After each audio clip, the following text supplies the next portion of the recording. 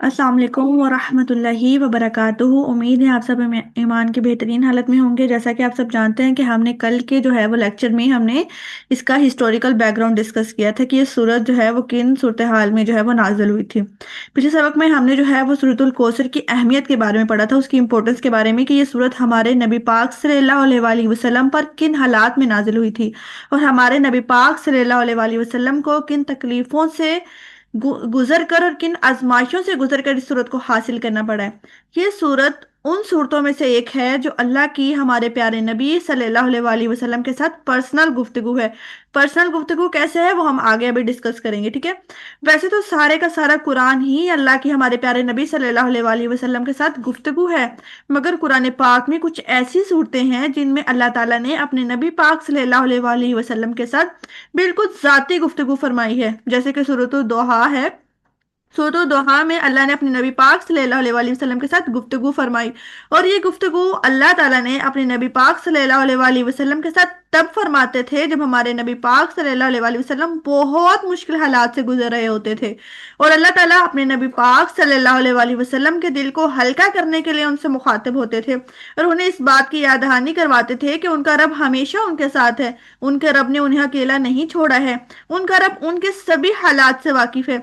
कुरान एक वसी किताब है। इस किताब की गहराई को हम कभी भी नहीं समझ सकते। हम बस अपनी अक्ल और इल्म के मुताबिक इस पर गौर व फिक्र कर सकते हैं, मगर फिर भी ये गारंटी नहीं कि हम इस किताब के अल्फाज में छुपे हर मायने तक पहुंच जाएंगे, क्योंकि ये कलाम इंसान का लिखा हुआ कलाम नहीं है। ये कलाम हमारे रब का कलाम है और उसकी हिकमतें और उसके अहकाम हमारे इल्म और अक्ल से बहुत आगे हैं। इसलिए हम बस ये कोशिश ही कर सकते हैं कि अपने रब की आयत को किसी हद तक जान सकें, और ऐसा सिर्फ तदब्बर करने से मुमकिन हो सकता है। तदब्बर के बगैर आप कुरान को नहीं समझ सकते, तदब्बर के बगैर आप इसकी गहराई में नहीं उतर सकते। जैसे भी हम ये सूरत पढ़ रहे हैं, और ये सूरत पढ़ते ही मेरे जहन में सबसे पहली बात जो आई वो ये थी कि हमारे नबी पाक सल्लल्लाहु अलैहि वसल्लम ने कभी भी अल्लाह पाक से शिकवा नहीं किया, कोई शिकायत नहीं की।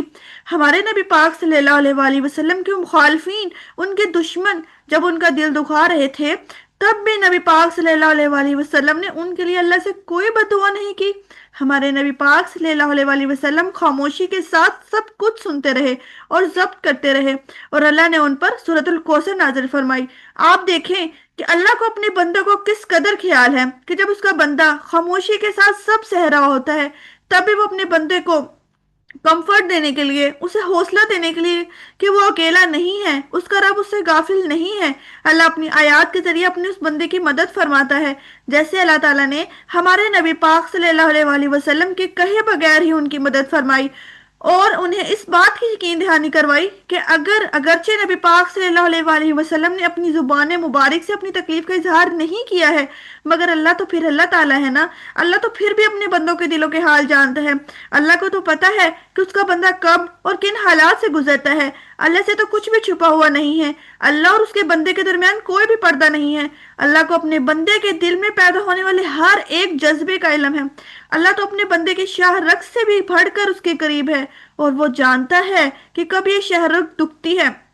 और जैसे अल्लाह पाक ने हमारे नबी पाक सल्लल्लाहु अलैहि वसल्लम के दिल की कैफियत जानते थे, वैसे ही अल्लाह ताला आपके और मेरे दिल की कैफियत से भी तो वाकिफ है। हम चाहे अल्लाह को बोलकर ना बताएं, चाहे बोलकर बता दें, मगर अल्लाह के सामने तो हमारे दिल का कोना कोना जाहिर है, उसके सामने तो हमारे दिल खुले पड़े हैं। और यही बात बताने के लिए अल्लाह ताला ने हमारे नबी पाक सल्लल्लाहु अलैहि वसल्लम को सूरत कौसर अता की, और हमारे नबी पाक सल्लल्लाहु अलैहि वसल्लम के जरिए से हमें भी सूरत कौसर अता की गई। हम बहुत खुश नसीब लोग हैं कि हम नबी पाक सल्लल्लाहु अलैहि वसल्लम की उम्मत हैं, और इतनी प्यारी प्यारी सूरतें हमारा मुकद्दर बनी। ये बड़ी नसीब की बात है कि इतने इंसानों में से अल्लाह ने मुझे और आपको चुना है। अल्लाह ताला ने मुझे और आपको अपने नबी पाक सल्लल्लाहु अलैहि वसल्लम का उम्मती होने के लिए चुना है। जब हम ऐसी सूरतें पढ़ते हैं जिनमें अल्लाह ने अपने नबी पाक सल्लल्लाहु अलैहि वसल्लम के साथ जाती गुफ्तगू फरमाई, तो हम उन सूरतों के साथ खुद को रिलेट नहीं कर पाते। हमें लगता है कि ये सूरतें सिर्फ नबी पाक सल्लल्लाहु अलैहि वसल्लम के लिए हैं, मगर कुरान तो सब इंसानों के लिए भेजा गया है। कुरान तो सबके लिए हिदायत है, तो फिर ये कैसे मुमकिन हो सकता है कि इसके अंदर मौजूद सूरतें आपके और मेरे लिए ना हो। कुरान में कुछ सूरतें ऐसी हैं जो बहुत खुले मायने के साथ बयान की गई हैं, जिनको समझना और जिनसे सबक लेना बहुत ही ज्यादा आसान है।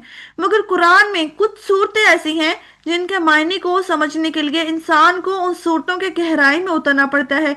ये सूरतें ऐसी सूरतें हैं जिन पर अल्लाह ताला चाहते हैं कि आप और मैं गौर करें और उन पर तदब्बर करके उन्हें समझें।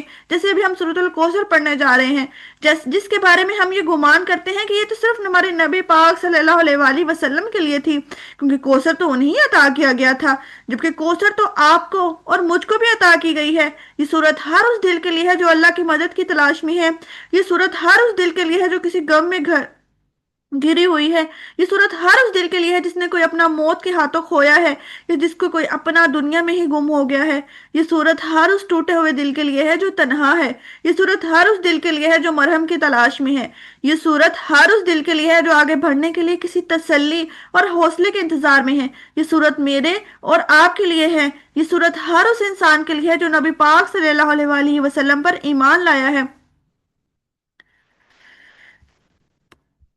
जैसा कि सूरतुल कौसर में मैंने भी आपको बताया है कि सूरतुल कौसर जो है वो है पर्सनल गुफ्तगू। कैसे, वो हम अभी पढ़ते हैं। देखें, कुरान पाक का ना एक कहते हैं ना बहुत प्यारा स्टाइल है। इसका कोई भी लफ्ज एक्स्ट्रा नहीं है, कोई भी लफ्ज। और कुरान एक मोजज़ाती कुरान है। देखें, बात ऐसे भी शुरू हो सकती थी, आतईनल कल कौसर। अगर हम अरबी के लिहाज में बता रही हूँ, कुरान में नाउज बिल्ला मैं रद्द बदल नहीं कर रही, मैं अरबी का असूल बता रही हूँ कि अगर बात हमने स्टार्ट करनी हो तो हम डायरेक्ट भी स्टार्ट कर सकते हैं, ऐसे आतईना कल कौसर, कि अता किया हमने कौसर। फिर इन्ना ही क्यों लगा? इन्ना हमेशा लगता है शदीद ताकीद, यानी कि किसी बात पे जोर देने के लिए, नफसियाती जरब, यानी कि उस बात को दिमाग तस्लीम ना करे, उस बात के लिए जो है वो इन्ना लगता है। अरबी में इन्ना हमेशा तब लगता है जब सामने वाला बात मानने को तैयार ना हो या बात को झुटला रहा हो। देखिए, लोग कह रहे थे हजरत मोहम्मद सल्लल्लाहु अलैहि वसल्लम अबतर हो गए, नाउज बिल्ला, के उनका नाम, मिशन, असर खत्म हो गया। ये सिर्फ दुख नहीं था, कुरैश रसूल पाक का मजाक उड़ा रहे थे। इसलिए अल्लाह ने मामूली तरीका अख्तियार नहीं किया। अल्लाह का तरीक़ेकार ये था कि जो तुम कह रहे हो हमें पता है, हम खामोश नहीं है। ये लफ्ज बताता है कि अल्लाह बेखबर नहीं है, बल्कि अल्लाह इज रिस्पॉन्डिंग विद अथॉरिटी। फर्ज करो कि अगर आयत होती आतईन अल कल कौसर, ये सच्ची होती मगर नरम अंदाज होता, लेकिन यहाँ नबी पाक सल्लल्लाहु अलैहि वसल्लम गमजदा थे, दुश्मन उनका मजाक उड़ा रहे थे, तो जवाब भी तो जोरावर होना था। और बलागत का कायदा है कि अरबी में इन्ना तब आता है जब सामने वाला मुनकिर हो, इनकार कर रहा हो, या बात उनके खिलाफ तवक्को है, उम्मीद के खिलाफ हो वो बात। यहाँ पर दोनों थे, एक तो लोग इनकार कर रहे थे और दूसरा क्या था, जो अल्लाह ताला ने बेटे का इंतकाल हो गया था, अल्लाह ताला उसके बाद अता कर रहे हैं, जिसको लोग मानने के लिए तैयार नहीं थे। तो अल्लाह ताला ने एम्फसिस के लिए वहां पर इन्ना लगाया। यहाँ पे सिर्फ इन्ना ही नहीं लगाया, बल्कि लगाने का इन्ना। इन्ना का मतलब होता है बेशक हमने, यानी कि सिर्फ ये नहीं कहा कि बेशक अता किया गया, बल्कि जाती गुफ्तगू करने के लिए अल्लाह ने कहा बेशक हमने अता किया। ये अल्लाह की बड़ाई है, उनकी कुदरत है, फैसला है और किबरियाई बयान करता है। स्कॉलर्स कहते हैं इन्ना इसलिए लाया गया है ताकि मुशरिकीन के इनकार को तोड़ा जा सके। जैसे अल्लाह ताला कहते हैं कुरान पाक में, इन अल्लाह गफूरुर रहीम। अब यहाँ पर अल्लाह गफूर रहीम है, ये भी तो हो सकता है, लेकिन कुछ लोगों को शक होता है कि पता नहीं अल्लाह ने मेरे गुनाह माफ किए या नहीं किए, क्या मेरी तौबा कबूल हुई कि नहीं हुई, क्या मुझ पे भी रहम किया जाएगा। तो अल्लाह ताला ने उस शक को दूर करने के लिए इन्ना दाखिल किया। अल्लाह ताला ने इन्ना दाखिल करके क्या यकीन दिलाया कि बेशक मेरे बंदो यकीन रखो, अल्लाह तो बहुत बहुत बहुत ज्यादा माफ करने वाला और रहम करने वाला है। अल्लाह ताला ने इस आयत में भी एम्फसिस यूज किया है यकीन दिलाने के लिए। अब अगर हम अगला वर्ड देखें इसी आयत का, इन्ना आतईना कल कौसर में आतईना का जो वर्ड है, तो आतईना का ही वर्ड क्यों यूज हुआ, जबकि कुरान आतईना का मतलब यहाँ पे है कि हमने दिया।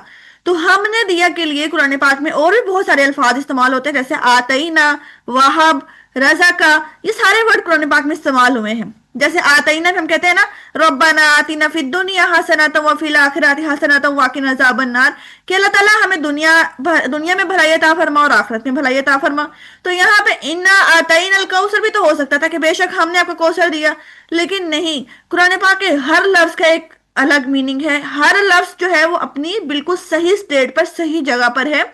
अगर हम इसको थोड़ा सा डीप तरीके से समझें, अगर यहाँ पर हम थोड़ा सा देखें आतईना को, तो आतईना तब वर्ड आता है जब ذمہ داری بھی ساتھ ہوتی ہے، اور ایسی چیز دی جائے جو واپس بھی لی جا سکے، جیسے کہ قرآن پاک میں ارشاد ہے ربنا آتینا فی الدنیا حسنتا، یا ایک اور جگہ ہے وَلَقَدْ آتَيْنَا مُوسَىٰ الْكِتَابَ، کہ بے شک موسیٰ کو کتاب دی گئی۔ اس کا مطلب یہ ہے کہ جو دیا گیا ہے وہ آزمائش بھی ہے اور وہ واپس بھی لی جا سکتی ہے، اور جو دیا گیا ہے اس پر سوال بھی ہوگا، لیکن کوثر پر کوئی آزمائش نہیں، کوئی سوال نہیں، اس لیے عربی کے لحاظ سے یہ لفظ یہاں فٹ نہیں ہوتا تھا۔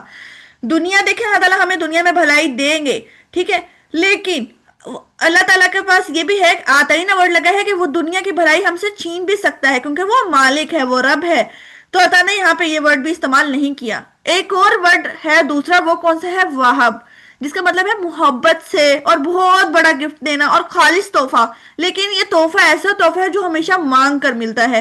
زیادہ تر یہ کس چیز کے لیے ہوتا ہے؟ اولاد یا ذاتی خواہشات کے لیے، جیسے قرآن پاک میں ہے ربی حبلی من لدنک ذریۃ طیبا، یہ بھی ہے ربنا حب لنا من ازواجنا وذریتنا، ایک یہ والی دعا ہے، اور ایک یہ ہے ربنا لا تزغ قلوبنا بعد اذ ہدیتنا حب لنا من لدنک رحمۃ انک انت الوہاب۔ تو یہ دعائیں ہیں، ٹھیک ہے، اس میں ہم مانگ رہے ہیں، تو اس میں کیا ہے کہ ایسا تحفہ دینا جو مانگ کر لیا جائے، خالص تحفہ، اور وہ بہت بڑا تحفہ ہو۔ دیکھو اولاد کا مل جانا، اور وہ بھی نیک اور صالح اولاد کا مل جانا، کوئی چھوٹی بات نہیں ہے، چھوٹا تحفہ نہیں ہے، لیکن یہ تحفے ملتے کب ہیں؟ جب ہم مانگتے ہیں۔ تو ہمارے نبی پاک تو غم میں تھے، وہ کوثر مانگ تو نہیں رہے تھے، تو یہاں پر اللہ تعالیٰ نے ہب ورڈ بھی استعمال نہیں کیا۔ اللہ پاک نے کون سا ورڈ استعمال کیا ہے؟ آتینا۔ آتینا کا کہ کئی مفہوم ہیں۔ سب سے پہلا مفہوم اس کا مطلب یہ ہے کہ کسی کی اطاعت سے خوش ہو کر کسی کو دینا۔ دیکھیں ہمارے نبی پاک صلی اللہ علیہ وسلم پرفیکٹ تھے، ان کی اطاعت پرفیکٹ تھی، انہوں نے ایسی عبادت کی کہ اللہ تعالیٰ خوش ہو گئے ان سے، انہوں نے ایسی نبوت کا حق ادا کیا کہ اللہ پاک ان سے خوش ہو گئے۔ تو آتینا کا پہلا مطلب کیا ہے کہ کسی کی اطاعت سے خوش ہو کر کسی کو کچھ دینا، ایسا کچھ دینا جس کے بارے میں سوچا بھی نہ جا سکے۔ دوسرا مفہوم کیا ہے کہ یعنی کہ ہمارے بائی اون امیجنیشن، کہ ہم اس چیز کے بارے میں سوچ بھی نہ سکیں، ذہنی سوچ سے اوپر کی چیز دینا جس کو کوئی ایک عام انسان کبھی سوچ بھی نہ سکے کہ یہ چیز جو ہے وہ مجھے مل سکتی ہے۔ اس کا تیسرا مفہوم یہ ہے کہ ایسا گفٹ دینا جو بہت خاص ہو، اور اس سے پہلے اور اس کے بعد کسی کو ویسا گفٹ نہ دیا گیا ہو، ٹھیک ہے۔ کوئی کیسا گفٹ ہے؟ ایسا گفٹ جس سے پہلے، اس سے پہلے اور اس کے بعد کسی کو ویسا گفٹ نہ دیا گیا ہو۔ اسی طریقے سے آپ صلی اللہ علیہ وسلم کو کوثر دیا گیا، اس سے پہلے کسی نبی کو، کسی انسان کو، اس کے بعد کسی انسان کو نہیں دیا گیا ویسا گفٹ۔ اور چوتھا اس کا مفہوم کیا تھا کہ ایسا گفٹ جو صرف لطف اندوز اور انجوائمنٹ کے لیے دیا جائے، یعنی کہ اس کے بارے میں کوئی سوال نہ ہو، کوئی ذمہ داری نہ ہو۔ آپ دیکھیں آج دنیا میں ہمارے پاس جتنی بھی نعمت ہے، ہر نعمت کے ساتھ کوئی نہ کوئی ذمہ داری جڑی ہے۔ اللہ نے ہمیں صحت دی ہے تو عبادت اس کے ساتھ جڑی ہے۔ ہر ایک نعمت جو اللہ پاک نے ہمیں دی ہے، ہر نعمت کے ساتھ کوئی نہ کوئی ذمہ داری ہے، لیکن جو گفٹ اللہ پاک نے دیا ہے اس کے ساتھ کوئی ذمہ داری نہیں ہے۔ ہمارے پیارے نبی صلی اللہ علیہ وسلم کے بیٹے فوت ہوئے ہیں، اور اللہ پاک دلاسے میں کیسے دے رہے ہیں کہ ہم نے دیا، یہ نہیں کہا کہ ہم نے لیا۔ دیکھیں دلاسے دینے کے لیے تو ہم کسی کو یہ کہتے ہیں نا کہ اللہ تعالیٰ کی چیز ہے، اللہ نے لے لی، لیکن یہاں پہ اللہ ہمارے نبی کو کتنے پیار سے دلاسے دے رہے ہیں کہ ہم نے دیا۔ اگر ہم یہاں پہ دیکھیں تو اس میں جو ہے ہمارے لیے یہی سبق ہے کہ جب اللہ تعالیٰ کچھ لیتے ہیں، ہاں غم نہیں کرنا، ہاں آنسو آنا فطری عمل ہے، لیکن ہمیں ان چیزوں پر بھی نظر رکھنی ہے جو اس وقت ہمارے پاس موجود ہے۔ ہاں ایک چیز چلی گئی ہے، لیکن اس چیز کے جانے کے میں ان چیزوں کو تو نہ چھوڑا جائے جو آپ کے پاس آلریڈی موجود ہے۔ تو اللہ تعالیٰ کیا کہہ رہے ہیں؟ آپ کے پاس الکوثر ہے۔ ابھی جب میں آپ کو الکوثر کے معنی بتاؤں گی تو آپ لوگ یقین کریں گے کہ الکوثر میں ہمارے پاس کتنا کچھ ہے جو ہم ان چیزوں کو اگنور کر کے بیٹھے ہوئے ہیں۔ تو اللہ تعالیٰ بھی یہ کہہ رہے ہیں ہم نے دیا۔ اس کے بعد اگر ہم آتینا کو دیکھیں تو آتینا کا جو ہے وہ صیغہ ماضی میں ہے، یعنی کہ یہ جو حرف ہے نا، یہ جو لیٹر ہے، یہ جو ورڈ ہے، یہ کس میں ہے؟ یہ پاسٹ ٹینس میں ہے۔ پاسٹ ٹینس میں اگر آپ جو ہے عربک آپ لوگوں نے کوشش کرنی ہے کہ آپ لوگ عربک سیکھیں، تو عربک میں آپ کو پتہ چلے گا کہ جو یہ والا صیغہ ہے یہ ماضی کا ہے۔ اور یہ ماضی کا صیغہ کیوں ہے جبکہ یہاں پہ بات تو فیوچر کی ہو رہی ہے کہ اللہ تعالیٰ نے تو کہا کہ ہم نے دیا کوثر، اور وہ کوثر تو ملے گا آخرت میں، تو پھر یہاں پہ اللہ تعالیٰ نے ماضی کا صیغہ کیوں استعمال کیا ہے؟ اردو اور انگلش میں ہوتا ہے ماضی کا مطلب پاسٹ کا مطلب کہ جو گزر چکا ہے، اور مستقبل کا مطلب ہوتا ہے جو آنے والا ہے۔ عربی میں ایسا آسان نہیں ہے۔ عربی میں کیا ہے؟ عربی میں فعل ماضی اس وقت آتا ہے، फेल माजी वैसे का फेल माजी का मतलब होता है हो चुका, लेकिन कुछ जगहों पे अरब के जो लोग हैं वो मुस्तकबिल की बात हो रही होती थी लेकिन उसमें माजी का सीगा इसलिए इस्तेमाल करते थे क्योंकि वो उस पर श्योर होते थे, यकीन होते थे। तो यहाँ पर अरबी में जो फेल माजी आया है वो किस वजह से आया है कि कभी कभी यकीन अल्लाह के फैसले की पुख्तगी के लिए इस्तेमाल होता है, चाहे चीज ज़ाहिरी तौर पर मुस्तकबिल में आई हो। आपने कुरान पाक का असूल देखा होगा कि जो अल्लाह ताला ने फैसला कर दिया वो हो चुका है, इसलिए अल्लाह ताला कहते हैं आता अमरुल्लाहि। यानी कि जब भी हम क्यामत के बारे में पढ़ते हैं तो अल्लाह ताला पास्ट टेंस इस्तेमाल करते हैं कि हालांकि अल्लाह कहते हैं अल्लाह का हुक्म आ चुका है, हालांकि अभी तो कयामत नहीं आई। तो ये अरबी का कायदा है कि किसी बात में इतना यकीन होना, इतनी श्योरिटी होना कि बस जो है अब बात पक्की हो चुकी है। तो यहाँ पे इन्ना आतईना कल कौसर की जगह ये नहीं कहा सनुत आतई का कि हम देंगे, मतलब कि मुजारे का सिगा इस्तेमाल नहीं किया। अल्लाह ने फ्यूचर का या प्रेजेंट का टेंस इस्तेमाल नहीं किया। जानते हैं क्यों? क्योंकि कौसर अल्लाह के फैसले में मुकम्मल हो चुका है। नबी पाक सल्लल्लाहु अलैहि वसल्लम का इनाम ना काबिल वापसी है। जैसे कि अभी हमने ऊपर पढ़ा कि आतईना का मतलब है कि ऐसा गिफ्ट जो वापस ना लिया जा सके, जिसके साथ कोई जिम्मेदारी ना हो, जिसके साथ कोई शर्त, कोई वक्त, कोई इंतजार जो है वो ना हो उसके साथ। ये असलूब हमें क्या बता रहा है कि ये वादा नहीं है कि अल्लाह ताला वादा करेंगे मैं वादा करता हूं कि कौसर आपको देंगे। अल्लाह ताला ने यहाँ पे अपना फैसला सुनाया है। माजी इसलिए लाया गया है कि अता का फैसला मुकम्मल हो चुका है, सिर्फ अब जाहिर होना बाकी है। अगर आयत यूं होती माजी के सिगे के साथ, उसका मतलब ये हो, उसका फ्यूचर के सिगे के साथ उसका मतलब ये होता कि अभी नहीं बाद में इंतजार करो, यानी कि दुश्मनों की तो जुबान बंद ना होती। लेकिन यहाँ पे अल्लाह ताला ने आतईना का वर्ड इस्तेमाल करके बता दिया है, बात खत्म कर दी है और दुश्मन की जुबान बंद और नबी पाक सल्लल्लाहु अलैहि वसल्लम का दिल जो है वो मुतमईन कर दिया गया है। अब देखें यहाँ पे, अगर अभी आपसे मैं बता रही थी कि जाती गुफ्तगू अल्लाह ताला ने बयान की है, तो जाती गुफ्तगू कैसी? आता ने यहाँ पे वर्ड इस्तेमाल किया आतईना का। आखिर में अरबी का असूल है कि जब भी आखिर में का वर्ड आता है तो उसका मतलब होता है तुम या तुम्हें। तो यहाँ पे आतईना से मुराद है हमने अता किया और का से मुराद है तुम्हें, यानी कि पर्सनल गुफ्तगू। यहाँ पे अल्लाह ताला नबी पाक सल्लल्लाहु अलैहि वसल्लम से बराह रास्त यानी कि डायरेक्ट बात कर रहे हैं कि कोई वास्ता नहीं है, किसी तीसरे शख्स का नहीं बात हो रही। यहाँ पे सूरतुल कौसर में जो है वो डायरेक्ट जो है वो क्या किया गया है, गुफ्तगू की गई है। इन्ना आतईना कल कौसर, डायरेक्ट गुफ्तगू। क्यों? क्योंकि यहाँ पे इनाम की बात हो रही है। अल्लाह ताला ने नबी पाक को इनाम दिया है, उनको तसल्ली दी है, उनको इज्जत दी है, उनका मुकाम बुलंद किया जा रहा है। अरबी का असूल ये है कि ताजीम, मोहब्बत और आजाज के लिए डायरेक्ट जो है वो मुखातिब किया जाता है। अगर मैं आपको थोड़ा सा यहाँ पे इसी अम्मा पारे के सूरतुल अबस में लेके जाऊं तो वहां पे है आबा से वल्ला। वहां पे अल्लाह पाक ने थर्ड पर्सन इस्तेमाल किए हैं। क्यों वहां पे थर्ड पर्सन इस्तेमाल किए? वहां पर भी तो डायरेक्ट जो है मुखातिब किया जा सकता था, क्योंकि आबा सा वतवल्ला में वो आप लोगों ने जो है वो स्टोरी सुनी होगी जिसमें जो है वो एक ब्लाइंड आता है आप सल्लम के पास उसके बारे में, दीन के बारे में पूछने के। लेकिन आप सल्लल्लाहु अलैहि वसल्लम कुरैश के बड़े सरदारों के पास बैठे होते हैं। आप सल्लल्लाहु अलैहि वसल्लम हालांकि अभी जुबान से कुछ नहीं कहते, सिर्फ तेवरी चढ़ाते हैं और उस पर जो है वो आप सल्लल्लाहु अलैहि वसल्लम के लिए ये जो है सूरत नाजिल हुई थी। तो फिर उसमें जो है अल्लाह ताला जो है आप सल्लल्लाहु अलैहि वसल्लम की इस्लाह कर रहे थे, उनकी तंबिया कर रहे थे, उनकी तरबियत कर रहे थे। लेकिन याद रखो कि ये डांट नहीं है, अदब सिखाना है। अरबी में बलागत का कायदा ये है कि नसीहत और इस्लाह के लिए जो है वो डायरेक्ट मुखातिब ना करो, ताकि जो है सामने वाले का मकाम कम ना हो। इसलिए अल्लाह ताला ने यहाँ पर जो है वो फर्स्ट सेकंड पर्सन इस्तेमाल नहीं किया, थर्ड पर्सन इस्तेमाल किया, यानी कि बात भी समझा दी है मगर चेहरा सामने नहीं लाया। ये नबी पाक सल्लल्लाहु अलैहि वसल्लम के अदब में था। अब यहाँ पे अगर हम देखें तो सूरतुल अबसा में अल्लाह पाक नबी पाक की इस्लाह कर रहे हैं, इसलिए नाम इस्तेमाल नहीं किया। तो हमारे लिए भी यही सबक है कि अगर महफिल में इस्लाह करनी हो तो इस तरह इस्लाह करना जिससे उसकी तजलील ना हो, यानी उसका नाम भी ना आए और आप अपनी बात भी समझा दो। हाँ, अगर अकेले में हो तो नाम के साथ इस्लाह कर सकते हैं। और दूसरा सबक ये था कि जब किसी की कोई तारीफ करनी हो या उसे इनाम देने की बात करनी हो या मुखातिब करना हो तो आप लोगों ने क्या करनी है, या तसल्ली देनी हो तो उसका नाम लेकर मोहब्बत के साथ तसल्ली दें। कुरान सिर्फ हलाल और हराम की किताब नहीं है, कुरान हमें रोजमर्रा जिंदगी गुजारने का असलूब सिखाती है। यहाँ पे देखिए फॉर एग्जांपल हम लोग मीटिंग में बैठे हुए हैं और उस मीटिंग में हमने किसी की जो है हमें पता चल गया कि ये काम इसने गलत किया है, लेकिन हम उसको पॉइंट आउट नहीं कर सकते क्योंकि जो है हमें दीन हमें ये नहीं सिखाता कि किसी को जलील करना है।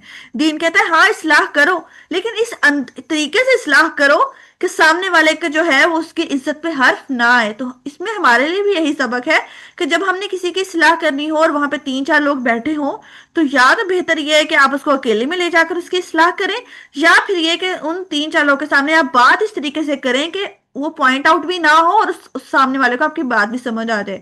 اور دوسرا یہاں پہ یہ کہا گیا ہے کہ اگر کسی کی تعریف کرنی ہو، یعنی کہ کسی نے کوئی اچھا کام کیا ہے، آپ نے اس کی تعریف کرنی ہے، محفل میں بیٹھے ہو تو اس کا نام لے کر بتائیں کہ اس نے یہ کام کیا ہے، اس وجہ سے جو ہے وہ اسے انعام دیا جا رہا ہے، اس کی تعریف کی جا رہی ہے.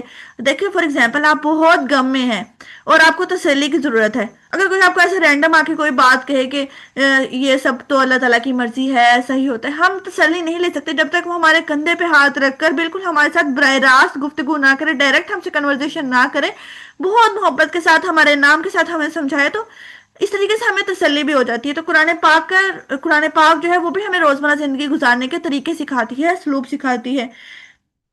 کل ان شاء اللہ تعالیٰ ہم الکوثر پہ بات کریں گے. الکوثر جو تھا وہ ٹاپک لمبا تھا تو وہ آج میں کور نہیں ہو سکتا تھا، تو کل انشاءاللہ کوشش یہ ہے کہ کل ہم الکوثر کو کمپلیٹ کر کے آیا نمبر 2 پہ جائیں، ورنہ جو ہے الکوثر پہ جو ہے وہ کافی لمبی ڈیٹیل ہے، اور میری خواہش ہے کہ میں وہ آپ لوگوں کے ساتھ شیئر کروں تاکہ آپ لوگوں کو پتہ چلے کہ الکوثر میں ہمارے لیے کیا سبق ہے، الکوثر کو ہم خود کے ساتھ کیسے ریلیٹ کر سکتے ہیں. ہم صرف یہ نہ سمجھیں کہ الکوثر جو ہے وہ صرف نبی پاک صلی اللہ علیہ وسلم پر نازل کیا گیا ہے یا ان کے لیے ہے، تو اس میں ہمارے لیے کچھ نہیں ہے. ہمارے لیے بہت کچھ ہے، ہمارے لیے بہت سبق ہے اس کے لیے، اس کے اندر. لیکن اگر ہم اس کو سمجھ کے پڑھیں تو انشاءاللہ تعالیٰ کل جب ہم اس پہ یہاں پہ ڈسکس کریں گے کہ الکوثر کیا ہے اور آیا نمبر 2 کو ڈسکس کریں گے.